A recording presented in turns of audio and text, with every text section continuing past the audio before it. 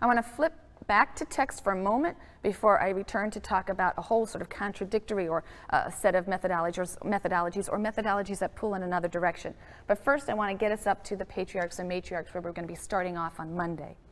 We just have had a flood, and then we move into Genesis 10. And Genesis 10 contains a genealogical table of nations. In this table, peoples of various lands are portrayed as having descended from a common source, a common ancestor, Noah, through his 3 sons, Japheth and Ham and Shem. Shemites are said to descend from Noah's son, Shem. And the biblical text at this point is understanding humanity as basically sharing a common root, united by a common language.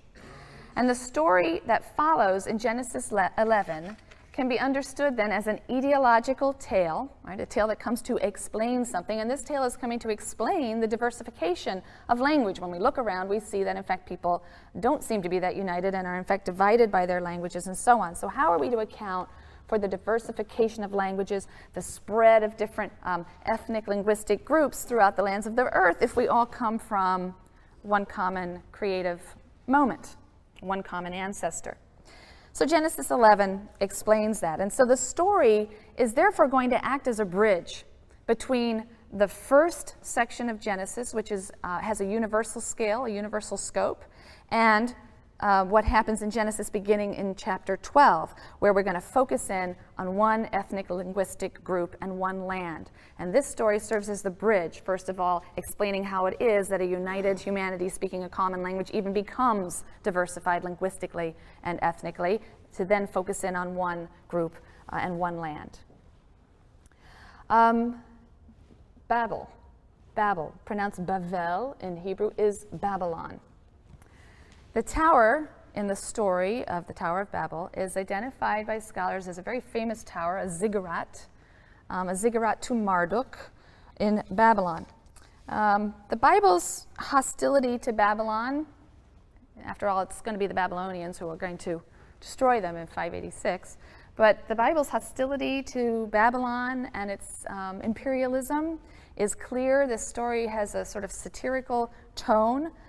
The word Bavel, means gate of the god, but it's the basis for a wonderful pun in Hebrew, which also actually happens to work in English. Babble, nonsensical speaking, all right, confusion of language, and I think there's obviously some onomatopoeic quality to Babel that makes it have that kind of a meaning both in English and a similar word in the Hebrew. So this word can also, with a little bit of punning, mean confusion or confused language. So this mighty tower, that was obviously the pride of Babylon in the ancient world, is represented by the biblical story writer as the occasion for the confusion of human language. The construction of Marduk's ziggurat is represented as displeasing to God. Why? There are very many possible interpretations, and our commentaries are full of them. Some interpreters view the tower builders as seeking to elevate themselves to storm heaven by building a tower with its top in the sky. Others see the builders as defying God's direct order. Remember, God said, be fruitful and multiply and fill the earth, spread out and fill the earth. But these people are said to come together, right? They congregate in one place, and instead of spreading out, they're trying to rise high. So there seems to be a real defiance of God's design for humanity, and so God frustrates their plan for self-monumentalizing, and he scatters them over the face of the earth. He makes it more difficult for them to do this again by confusing their tongues. So once again, there's a very steep learning curve for this God, right? He has to keep adjusting things depending on what it is that humans are doing. So now he's got to confuse their languages. Some interpreters see this story as representing a rejection of civilization or certain aspects of civilization, monumental architecture, empire building. These are always things that are looked upon with suspicion for most of the biblical sources and biblical writers. Those sorts of ambitions are viewed negatively. They lead to human self-aggrandizement. They are indicative of an arrogant sort of self-reliance that the prophets will certainly rail against, and in some sense a forgetting of God. So this is a time in which humans spread out, lose their unity, and this is also a time really where they turn to the worship of other gods.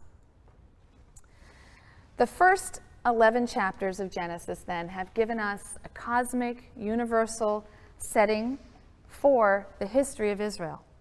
Those first chapters cover 2,500 years if you go through and add up the chronologies. The rest of Genesis, Genesis 12 through 50, will cover just 4 generations. The generations of the patriarchs and the matriarchs. They will be Abraham and Sarah. Their son Isaac, his wife Rebekah, their son Jacob, his 2 wives, Rachel and Leah. I am leaving out other wives, but finally their children, 12 sons and 1 daughter. So God's focus has shifted dramatically. The text's focus has shifted dramatically. Why? When you get to the end of Genesis 11, you feel that God has been rather shut out. Things aren't going well. Although God created the earth as an intrinsically good paradise, he created humans in his image, he provided for them. Humans, to this point, have put their moral freedom pretty much to poor use. Many scholars, Kaufman, Sarna, and others say that one of the differences then between these myths of Israel and mythologies of their neighbors is that in ancient Near Eastern mythologies, you have the struggle of good and evil cosmic powers. In the myths of the Bible, this is replaced by a struggle between the will of God and rebellious humans. So these myths are telling also of a struggle, but it's on a different plane. Adam and Eve, Cain, the generation of the flood, the builders of the Tower of Babel. God has been continually spurned or thwarted by these characters. So he's withdrawing his focus and is going to choose to reveal himself to one small group, as if to say, okay, you can't reach everybody, let me see if I can just find one person, one party, and start from there and build out. And so in Genesis 12, which begins the second stage of the Bible's historical narrative, we read that God calls to Abram to leave the land of his fathers and travel to a land which God will show him, right? Beginning a whole new stage of the biblical narrative. And we'll sense that there's a very different feeling when we get to Genesis 12. When you read that material, it will feel different to you.